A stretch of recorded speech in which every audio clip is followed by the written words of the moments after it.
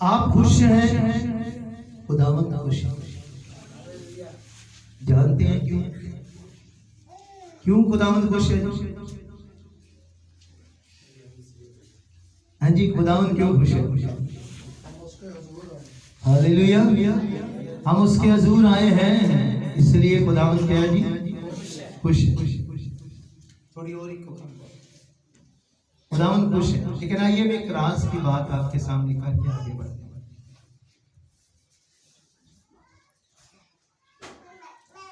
कि क्यों खुदावंद खुश है, कि खुदावंद के खुश होने की वजह क्या है।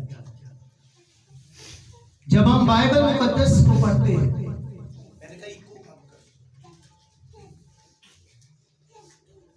हालेलुया, तो ज़बूर 149 इसकी जो बेस है उसको काम हैंड कर लेते हैं।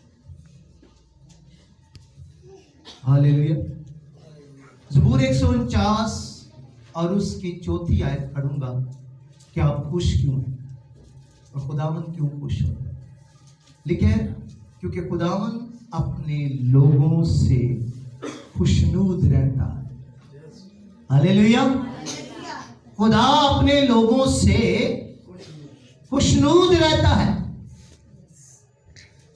खुदा जो है ना, वो खुश रहता है अपने लोगों के। इसलिए खुदा क्या है? खुश रहता है। उसकी रीजन है, और आप उसके क्या हैं जी? लोग हैं। हम और मैं और आप उसके क्या हैं जी? लोग हैं। और खुदा अपने लोगों में क्या रहता है? खुशनूद रहता है। Take player in his people, वो अपने लोगों से खुशी हासिल करता है। हालेलुया। आइए आज जो कलाम मैं आपके सामने पेश करना चाहता हूं उसको सुनिएगा। ताजगी, रिफ्रेशमेंट एक ऐसी चीज है जिसकी ख्वाहिश हर एक शख्स करता है कि नहीं करता? हर एक की ख्वाहिश है कि मैं ताजगी हासिल करूं, मेरे जीवन में ताजगी आए, मेरे घराने के अंदर ताजगी आए, मेरे बच्चों के अंदर ताजगी आए। ताजगी हासिल करना हर एक शख्स की ख्वाहिश है। इंसान इसके लिए मेहनत करता है, हम थक मेहनत करता है, बड़ी मेहनत करता है। वो इसके धन दौलत कमाता है, बहरों भर के सफर करता है, सिर्फ एक ताजगी के लिए, उसके जीवन के अंदर ताजगी है। वो धन दौलत इकट्ठी भी कर लेता है, और बाद का धन दौलत पाने के बाद भी इंसान के जीवन में ताजगी नहीं आती। उसके अंदर वो सुकून, वो इत्मीनान नहीं आता जो आना चाहिए।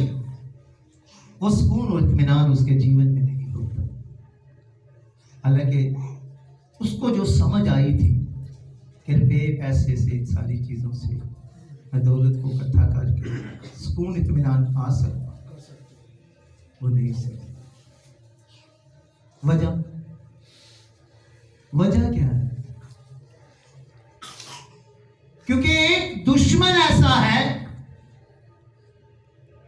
ये सारी बरतें होने के बावजूद भी एक दुश्मन ऐसा है जो आपको शादवान नहीं होगा।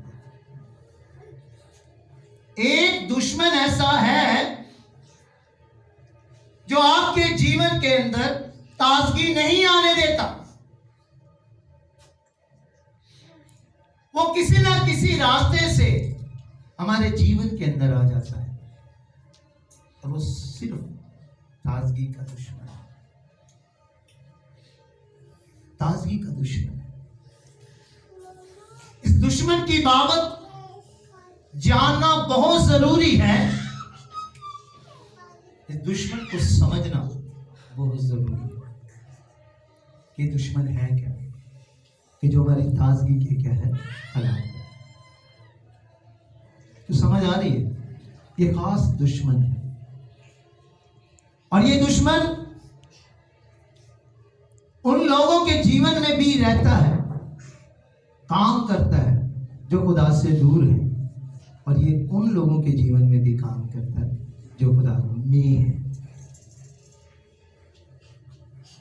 और दो ग्रुप हो गए, एक वो लोग जो खुदावन से दूर है, एक वो जो खुदावन में है, और एक वो है जो खुदावन में तो है लेकिन अपने दुश्मन को समझते हैं। ये थोड़े से ऊपर वाले लोग हैं। 3 तरह की कैटेगरी है दुनिया की। जो ऊपर वाले हैं वो आसानी से जानते हैं, समझते हैं, समझ लेते हैं कि हमारा दुश्मन कौन है और ये क्या कर सकता है, इसलिए वो कभी उसे मौका नहीं देते। तो आइए आज इस दुश्मन की बाबत सीखेंगे कि ये दुश्मन है कौन। यकीनन आपके ज़हन में इस दुश्मन का नाम आ गया होगा।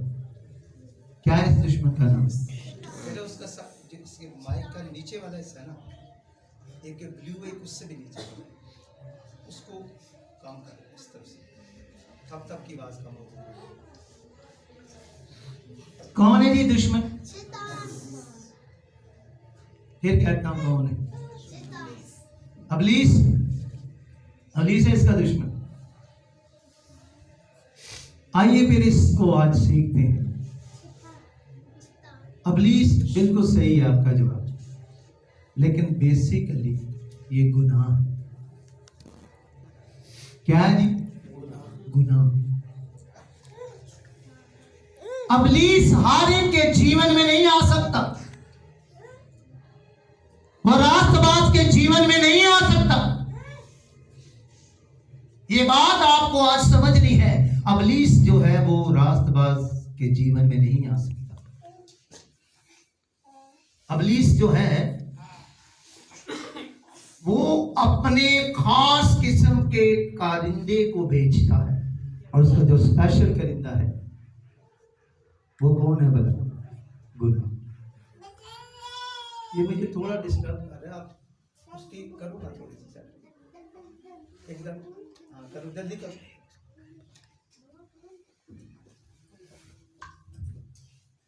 हालेलुया।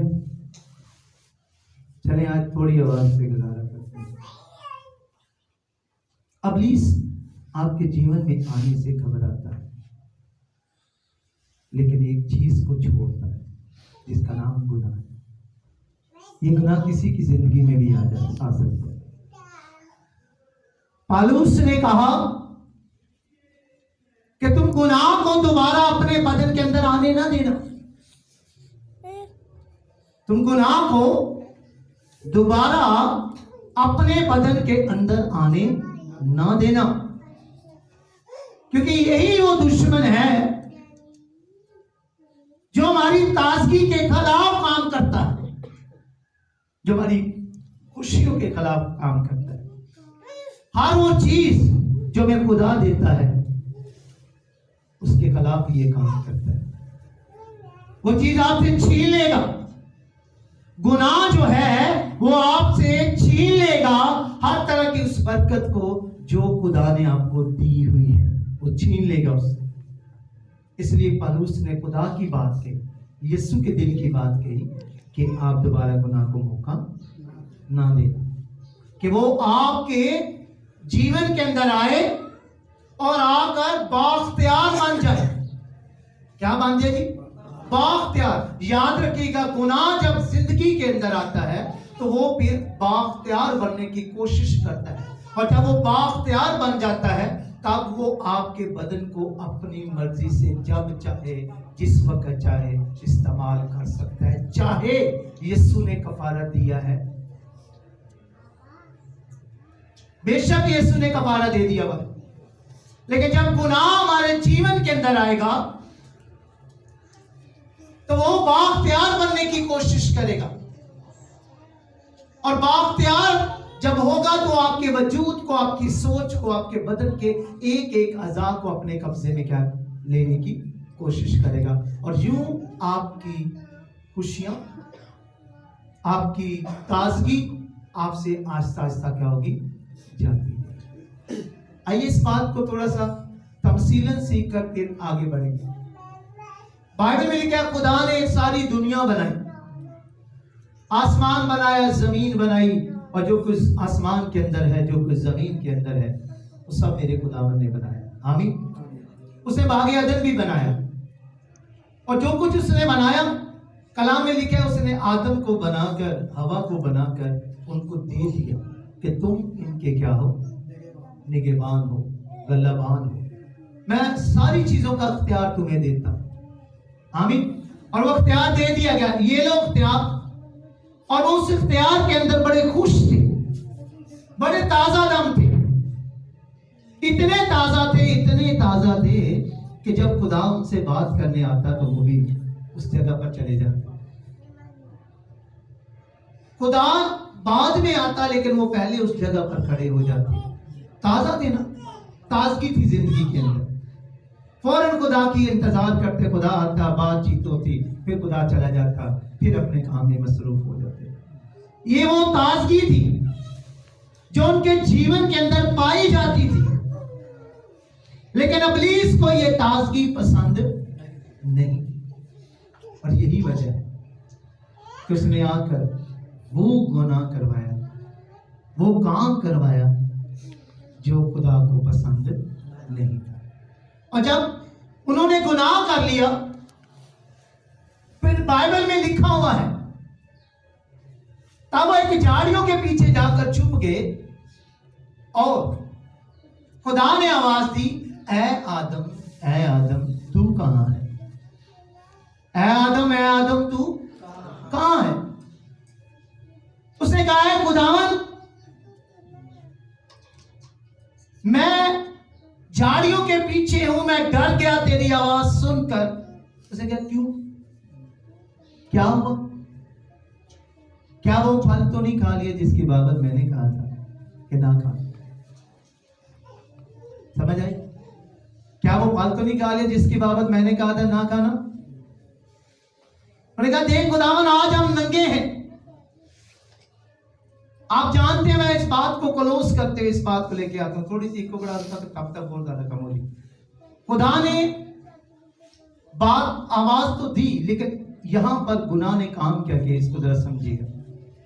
एक खुशियों वाले घर को उजाड़ कर अफसुर्दी के अंदर ले आया, खौफ के अंदर ले आया, दुख के अंदर ले आया, गम के अंदर ले आया।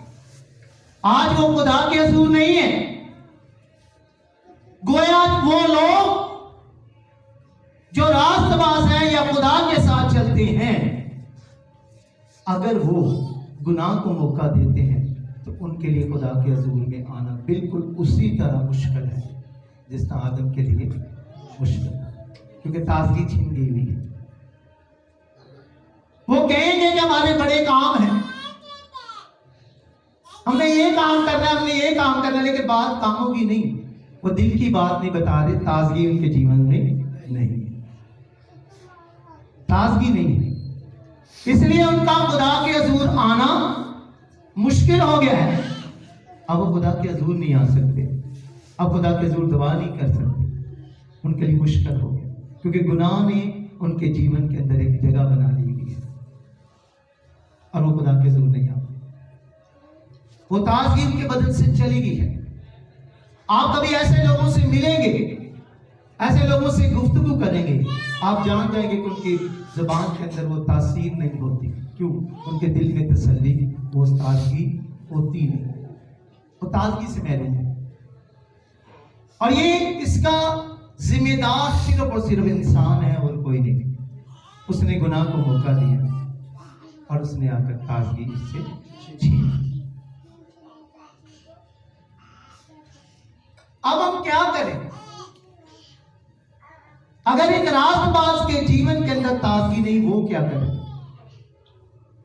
अगर एक गैर ईमानदार के जीवन में ताजगी नहीं, वो क्या करे? क्या करना चाहिए?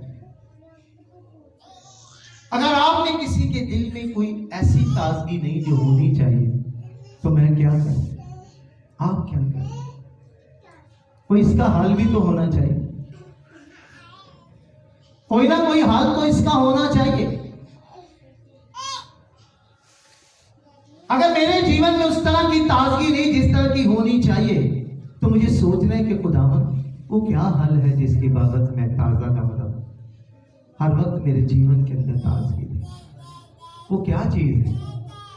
तो आइए इस चीज का जवाब लेने के लिए हम खुदावन के कलाम की तरफ रुख करते हैं।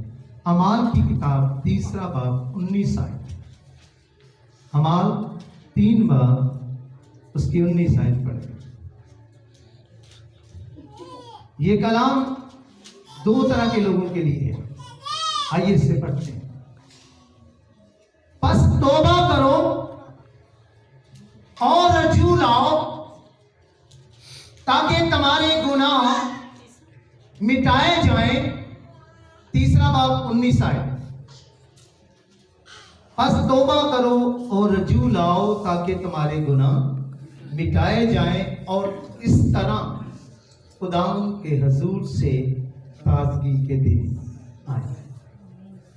आमीन। ये उन लोगों के लिए भी कलाम है जिन्होंने अभी तक यीशु मसीह को कबूल नहीं किया हुआ। अगर वो खुदावन यीशु मसीह को कबूल करते हैं और अगर वो ताजा दम रहना चाहते हैं, अगर वो ताजगी पाना चाहते हैं, तो कलाम कहता है तौबा करो और रजू लाओ। रजू लाने का मतलब क्या है? खुदावन की तरफ आओ, खुदावन की तरफ आओ। और इसी के अंदर ये बात है कि फिर कभी गुनाह को अपने अंदर आने ना दो। रजू लाने का मतलब है खुदावन की तरफ आना और फिर गुनाह को कभी भी अपने जीवन के अंदर दाखिल ना होने देना, किसी भी सूरत में, किसी भी सूरत में। ये किसी भी सूरत में मैं बयान करूंगा, किसी भी सूरत में से अपने अंदर आने दें। ये उस शख्स के लिए है जो यीशु मसीह से दूर है, और ये उस शख्स के लिए भी है जो खुदावन में है। ये उसके लिए भी है कि वो मैं और आप ऐसा करें। सुनिएगा, यीशु मसीह ने क्यों अपने शिगिर्दों के पांव धोए? क्यों धोए? उसकी वजह पता क्या थी? बपतिस्मा तो ले चुके हुए थे, लेकिन पांव धोना इसलिए जरूरी था कि वो भी उन्हें एक तौबा की क्या थी? जरूरत थी। कुछ ऐसी गर्द उनके जिंदगी के अंदर आ चुकी हुई थी, ऐसी बातें उनके जीवन में आ चुकी हुई थी जिनको धोना बड़ा जरूरी था। मेरे भाई मेरी बहन, आप और मुझे तौबा करने की जरूरत है। अगर आपके जीवन में झूठ है, बेशक आप बपतिस्मा याद करें। अगर आप गाली देते हो, बेशक आपने बपतिस्मा लिया। अगर आप खुदावन में नहीं हो, आप दुनिया के कामों के अंदर मसरूफ हो, आप खुदा से दूर जाते हो, आप हर तरह के वो काम करते हो जो कि दुनियादारी का शख्स करता है, दुनिया वाले करते हैं, तो फिर समझ लो और आपको मुझे तौबा करने की क्या है? जरूरत है। आप ये तौबा इसलिए नहीं कर सके कि मैं निजात याफ्ता बनना चाहता हूं। आप निजात याफ्ता हैं, लेकिन कुछ ऐसी बातें हो गई हैं कि जीवन के अंदर के आपने गुनाह को मौका दे दिया और वो गुनाह जीवन के अंदर आ चुका हुआ है। गुस्सा होता है, एक नॉर्मल सी बात गुस्सा है। गुस्सा भी तो है, ये भी एक है गुनाह है कि नहीं है? जब हम गुस्सा करते हैं, ये भी गुनाह है। तो गोया कोई भी ऐसी चीज जो हमारे जीवन के अंदर है, अगर हम रास्तबाज हैं तो भी है। तो मेरे भाई मेरी बहन, अगर आप ताजगी को ढूंढना चाहते हैं तो आपको तौबा करने की क्या है? जरूरत है। आपको कहने की जरूरत है, खुदावंद ये चीज मेरे बदन में है, मैं इसके लिए तौबा करता हूं। ये मैंने गुनाह किया, मैंने इसे मौका दिया और ये बदन में मेरे आई, और इसने बदन में मेरे आकर मेरे जीवन के अंदर ये प्रॉब्लम क्रिएट की है कि आज मेरे जीवन में ताजगी नहीं है। यकीन जानिएगा, आप अपने अच्छे काम पर भी अफसोस करोगे कि ये काम मैंने क्यों किया जब ताजगी ना हो। इसलिए मैं ये जो बातें कह रहा हूं, इसको समझने की जरूरत है। अगर इसे मैं वाज़िया तौर पे कहूं तो रास्तबाज आज दुनिया के अंदर बड़े रास्तबाज हैं जिनके जीवन के अंदर भी गुनाह काम कर रहा है किसी भी न किसी सूरत में, लेकिन शायद वो लफ्ज तौबा से घबराते हैं। तौबा लफ्ज आपको, आपके गुनाहों को दूर कर सकता है। ये वो गुनाह है जो रास्तबाजी के अंदर किए जाते हैं। रास्तबाजी से भी हो सकते हैं, एक रास्तबाज शख्स से भी हो सकते हैं। बाइबल में लिखा है, मैं इसलिए आसमान पर बैठा बाप के दानी तरफ तुम्हारी शिफायत के लिए बैठा हूं। जब हम जमीन पर तौबा करते हैं ना कि खुदा ये गलती मुझसे भी, मैं रास्तबाज हूं, तो भी गलती हुई है, तो मैं तौबा करते हो, रजू लाता हूं कि आज के बाद मैं गुनाह को इंटर नहीं होने दूंगा, तो फिर यकीन जानेगा ताजगी आपके करीब आएगी,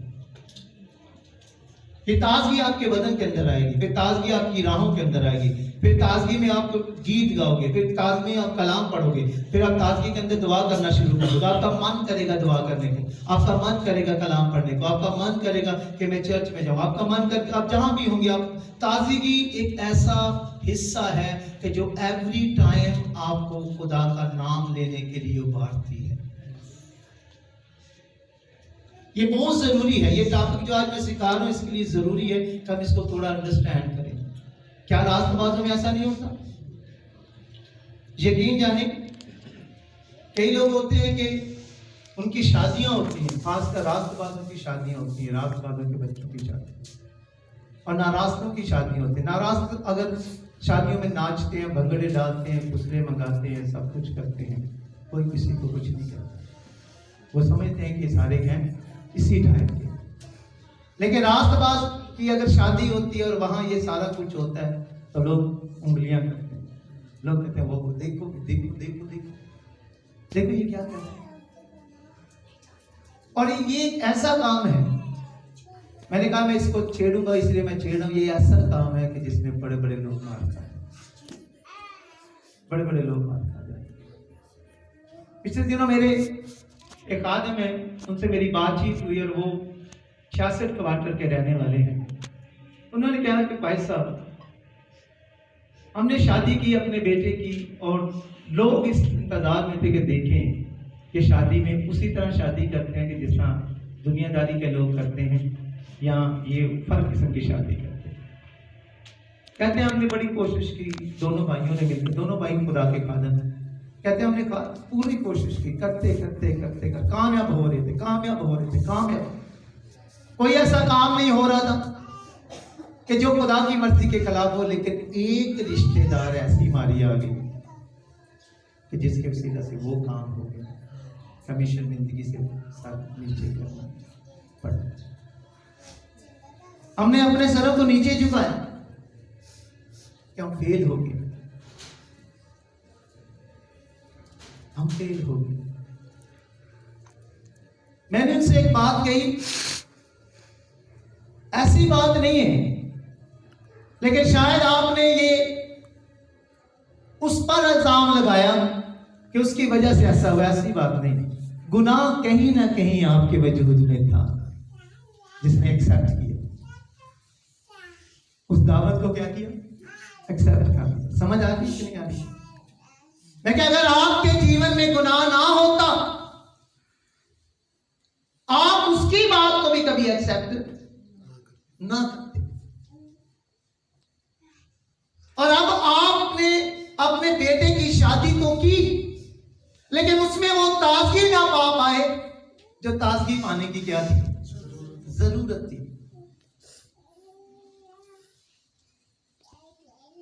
जब हमारे जीवन के अंदर ये बात होती है, गुनाह आ चुका होता है, वो सबसे पहले हमारी ताजगी को खत्म कर देता है। उसका काम ही ये है कि ताजगी को क्या कर देना, आपको निचोड़ देता है कि आप शर्मिंदगी के अंदर चले जाए, मुकम्मल तौर पर निचोड़ देगा। जैसे कि लीमू को आप निचोड़ते हैं और उसका रस बाहर निकाल लेते हैं और वो बिल्कुल क्या होता है, आम सी चीज हो जाती है, जिसको आप 100-200 रुपए का खरीद के लाते हैं, उसे बाहर फेंकने के लिए क्या हो जाते हैं, तैयार हो जाते हैं, क्योंकि जो चीज निकल गई है वही काम की। इब्लीस को पता है कि ताजगी है क्या चीज। ताजगी से ये खुदा से हर काम करवा लेगा,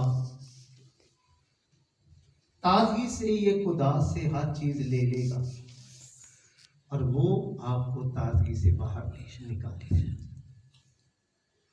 वो बीज बोता है,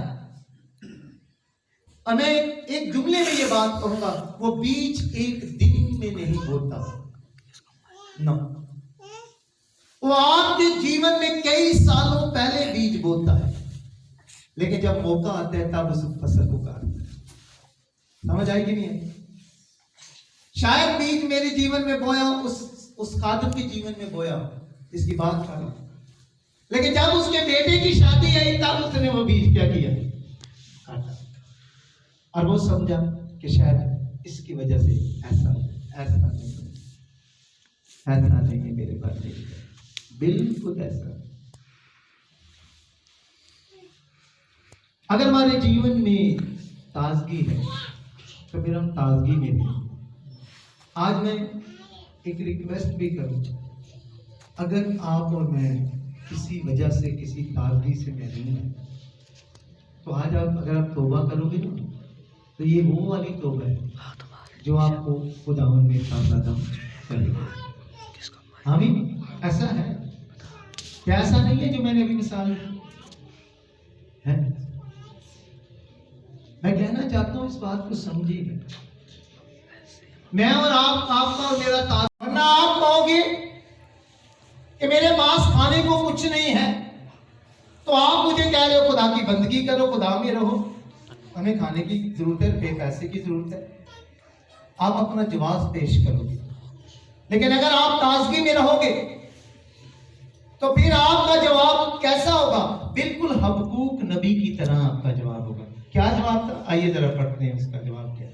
मैंने यूं टर्न किया, फौरन वही निकल आया। 3 बाब 17वीं आयत, गौर से सुनिएगा आपसे।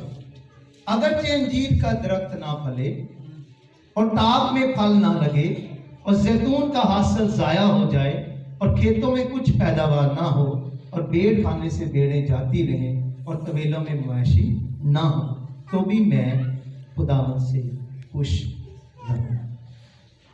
आमीन। ये है ताजगी। वो दुनिया की किसी भी चीज को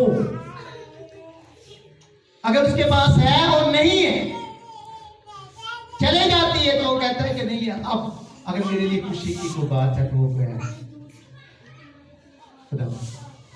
अयूब के पास से सब कुछ चला गया, उसने क्या कहा? खुदावन ने दिया, खुदावन ने दिया, खुदावन का नाम क्या हो? वो खुश है, ताज़ा था। ये ताजगी मेरे भाई मेरी बहन हमारे जीवन में तब आएगी जब किसी किस्म का गुनाह हमारे बदन में ना होगा। ये ताजगी, और इस ताजगी के साथ रहना बड़ा जरूरी है। क्यों भला? इस ताजगी में रहना बड़ा जरूरी है। मैं कह रहा हूं क्यों इस ताजगी के अंदर रहना जरूरी है? इस क्यों का आज जवाब भी दूंगा आपको मैं 2 मिनट के अंदर। इस ताजगी में मैं जानता हूं आज जो टॉपिक बताया जा रहा है इसको समझना बड़ा जरूरी है, लेकिन इसका अभी आगे रिजल्ट आने वाला है कि इस ताजगी में रहना क्यों जरूरी है। अगर हम इस ताजगी में नहीं रहते, हम कहते हैं खैर झूठ भी बोला जाए, गुनाह भी किया जाए, कुछ भी किया जाए, शोर शराबा भी किया जाए, खुदा के पास जाए या ना जाए, उसे सुबह याद करें या ना करें, उसका कलाम पढ़ें या ना पढ़ें, उसकी हमद करें या ना करें, बस ठीक है, तो खुदा मुझे कुछ बरकतें देगा। तो ये झूठ है, ये पक्का झूठ है। खुदा कभी भी आपको बरकत नहीं दे सकता। अगर मैं गाली देता हूं, सिगरेट पीता हूं, हर तरह के बुरे काम करता हूं और मैं ये समझूं कि खुदावंद मुझे बरकत देगा, और अगर मैं ये गीत गाता हूं बरकत दे बरकत दे बरकत दे, कि मुझे बरकत दे दे, ऐसा नहीं हो सकता, नहीं हो सकता, नहीं हो सकता। इसीलिए इस कलाम को आज चुना गया है कि हमें ताजगी में रहने की जरूरत है। और उसका सबब क्या है? क्यों रहे हम? क्या वजह है? क्योंकि इस ताजगी के अंदर ही खुदा बरकत देगा, अदरवाइज नहीं देगा। आइए सुन लेते हैं खुदा के इस मंसूबे को, सुनिएगा। खुदा के इस असली इरादे को सुनेगा। खुदा ने जो इरादा अपने अंदर रख लिया था, उस इरादे को आज सुनिएगा कि खुदा क्या कहना चाहता है। अमाल 3 बाब जो मैंने पढ़ा, आइए उसको दोबारा पढ़ते हैं। वहां चले आइएगा मेरे साथ।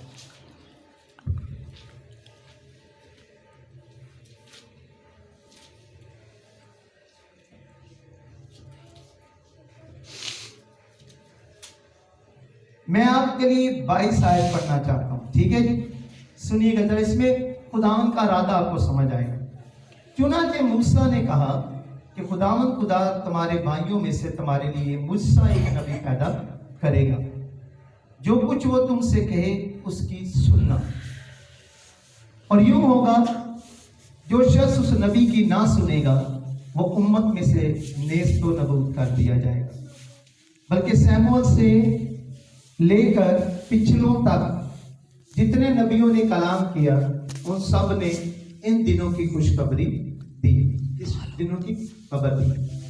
तुम नबियों की औलाद और उस अहद के शरीक हो जो खुदा ने तुम्हारे बाप दादा से बांधा, जब इब्राहिम से कहा कि तेरी औलाद से दुनिया के सब घराने बरकत पाएंगे, तो खुदा ने अपने खादम को उठाकर पहले तुम्हारे पास भेजा, ताकि तुम में से हर एक को उसकी बदियों से हटाकर बरकत दे।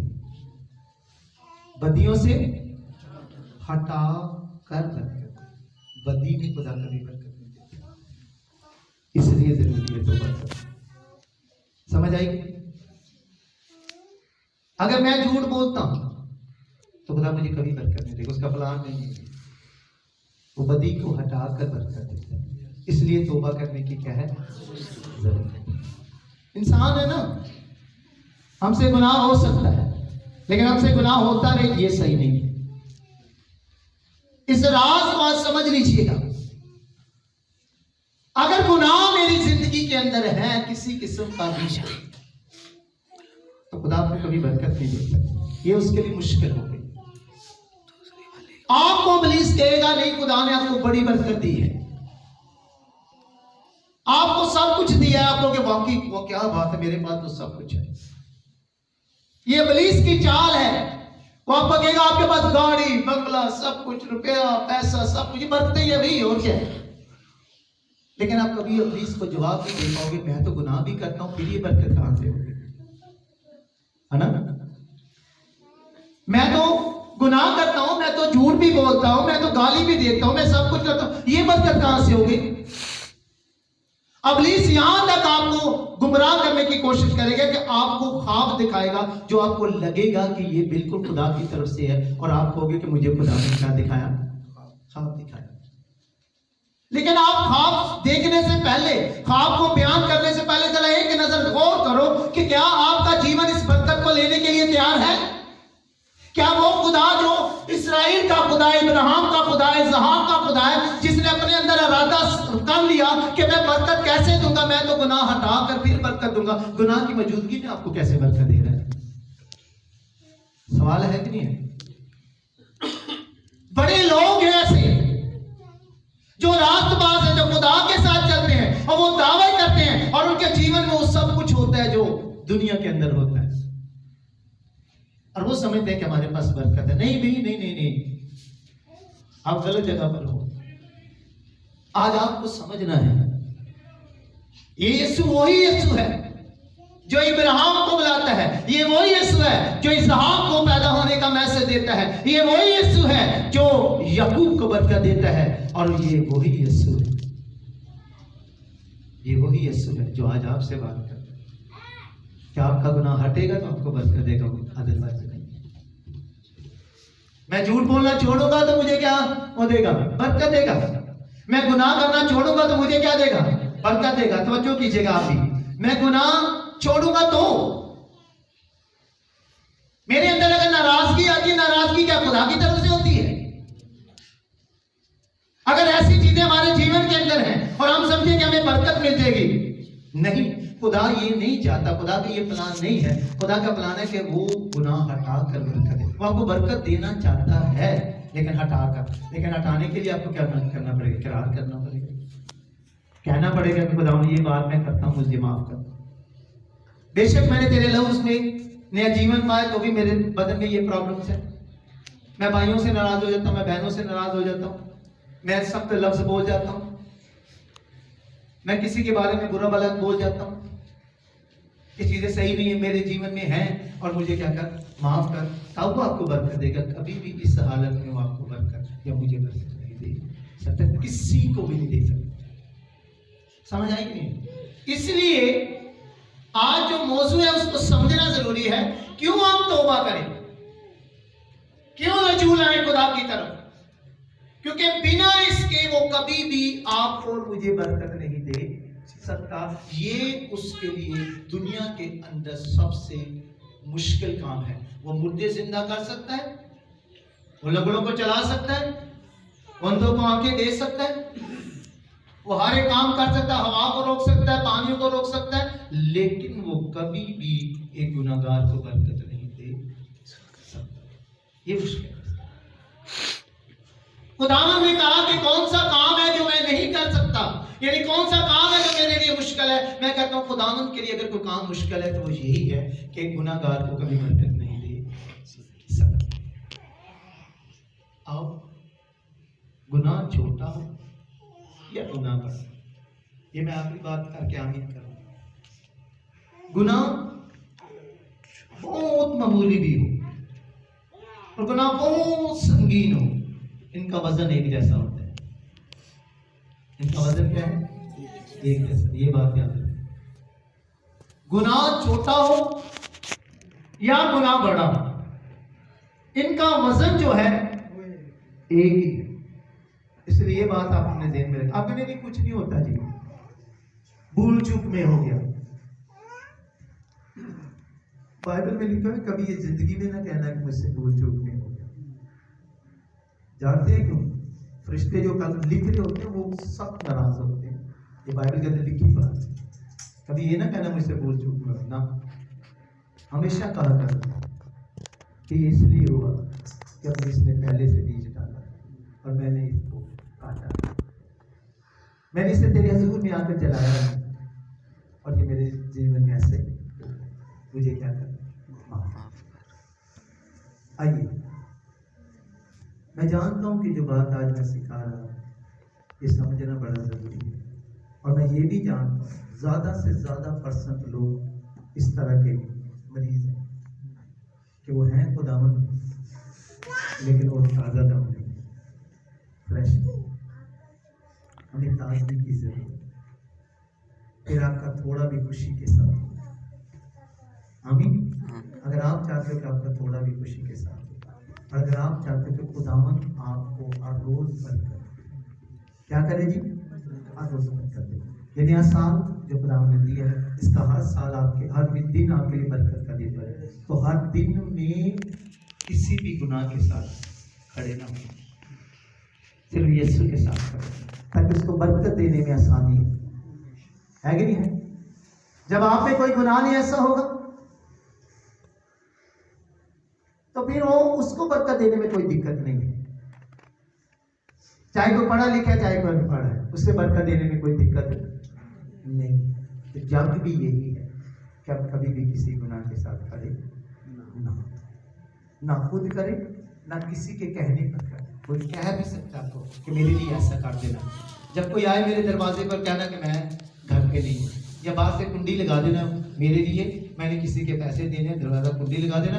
जब कोई आए तो कहना कि वो घर पे नहीं, किसी के कहे को भी नहीं कहना और खुद भी नहीं कहना। क्यों? क्योंकि मुझे यीशु से क्या लेना है, बरकत। आमीन। सो खुदावंद हमें इस कलाम के वसीले से बरकत।